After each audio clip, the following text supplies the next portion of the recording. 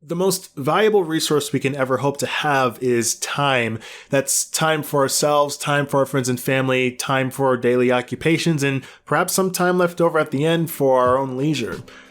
As simple of a concept that is, many of us will still struggle to find time to do the things that matter most to us. And this could be because we're spending too much time in places where we'd rather not spend as much time, or there just aren't enough hours in the day to accomplish everything that we'd like to. We'll make efforts to cut corners and save some time. I'm talking about leaving your car outside so the rain will wash away the debris instead of washing it yourself. While you're talking on the phone with somebody, you might be scrolling through social media, or if you're a person who's taking an online class right now, you probably might be playing video games in the middle of your lecture. But I'm here to tell you that's not good enough. If we're saving time in one place by making sacrifices in another, we're merely delaying the inevitable. I'm talking about your car having these ugly water spots on them because it wasn't properly dried. I'm talking about your girlfriend getting mad at you for not actually listening to her when you're talking to her.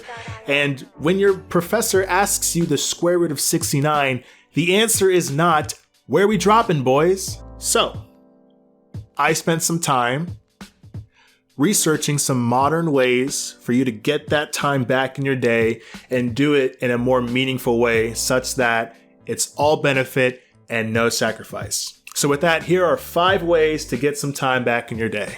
So the first tip I have for you is shopping online. Now, before you click off because I'm enabling your overly compulsive shopping habits, hear me out.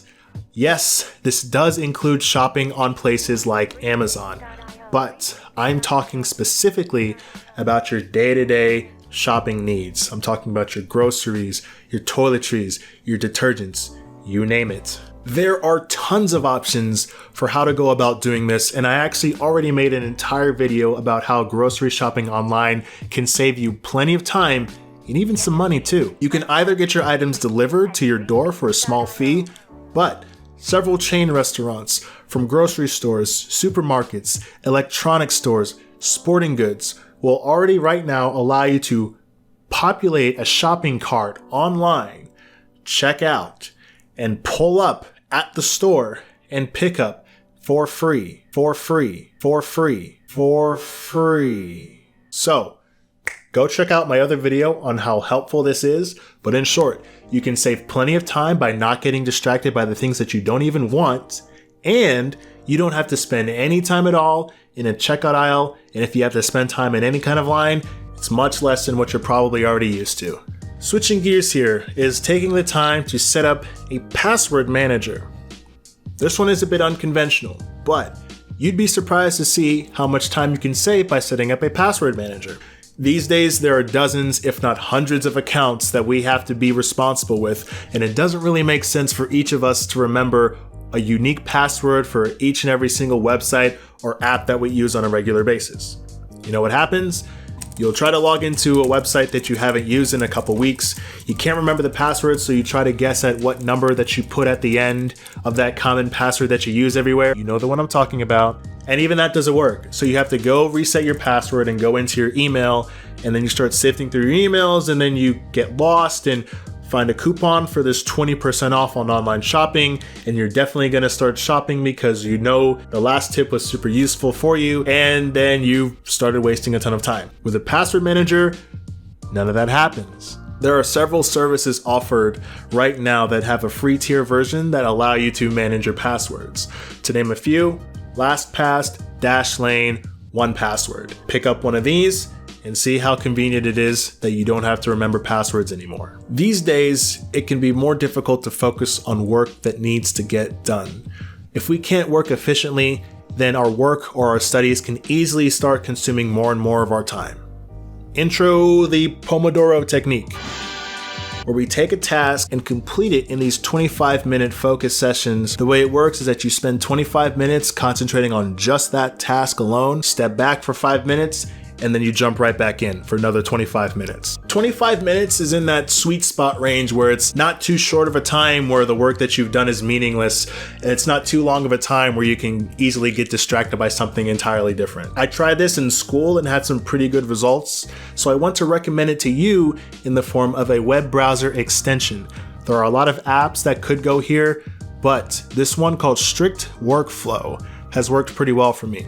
And how it works is that you install it. Of course you install it. It gives you this tiny red tomato that you just kind of shove up your address bar, and it glows red once you click it. For 25 minutes, that timer is ticking down, and for those 25 minutes, it blocks YouTube, it blocks Twitter, and any other website that might be distracting you for that 25 minutes.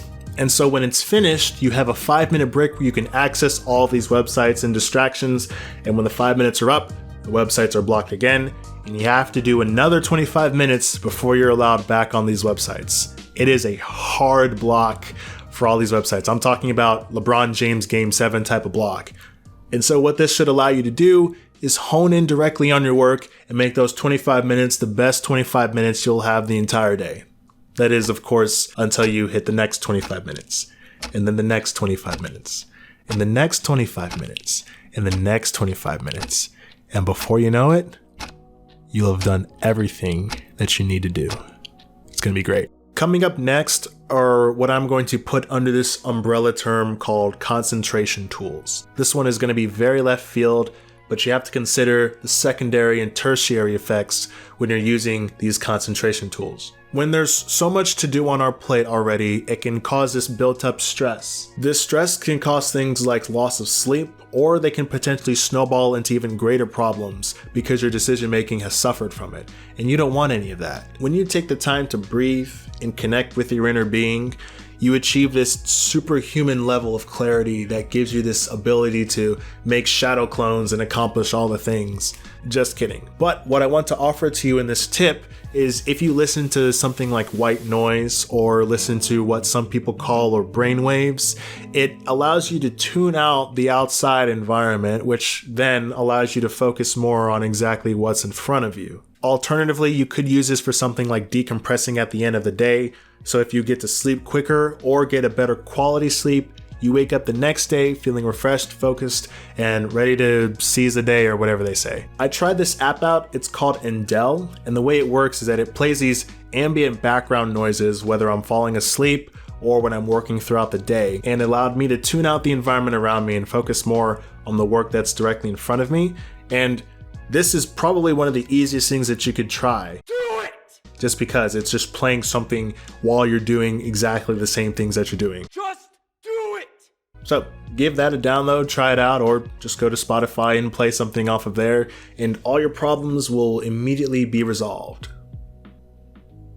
Last up on this list is your calendar. You probably already use this right now for work or school to make sure you're in the right place at the right time. But what I'm suggesting is that you flip the script and begin to do a little bit of planning into your own time. And this doesn't need to be something where you're micromanaging your own time and planning everything down to the hour, but I've heard people do things like making Tuesdays their night for TV and using another day for something like going outside and taking a walk. Some people might set up a couple days to work on their own personal craft or connect with some friends and family by giving them a phone call. You can use this technique to make sure that you're not putting off things weeks at a time. Instead, you're making sure that you have time every single week to work on something or do something that's important to you. And the best part about this is that you have total freedom to do whatever it is because this is you planning your own time. You can use this technique to make sure you're not putting off things for weeks at a time. Instead, you're making sure that you have dedicated time every single week to work on something or some things that are important to you. And the best part is that you have total freedom to decide what goes where because this is you planning only the time that belongs to you. I recommend making a list of all the things that you're not quite getting done that you'd like to get done, and then begin to plot them throughout the week to make sure that you have time for them. As a matter of fact, this is your past self literally telling your future self what to do. So if there's anyone that you'll ever listen to, hopefully it would be yourself. And with that, that is my list of 5 modern ways that you can get some time back in your day.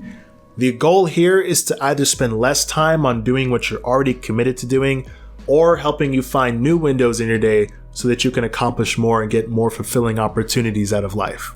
With that, I hope you learned something new. I hope you learned something useful, and I'll catch you on the next one.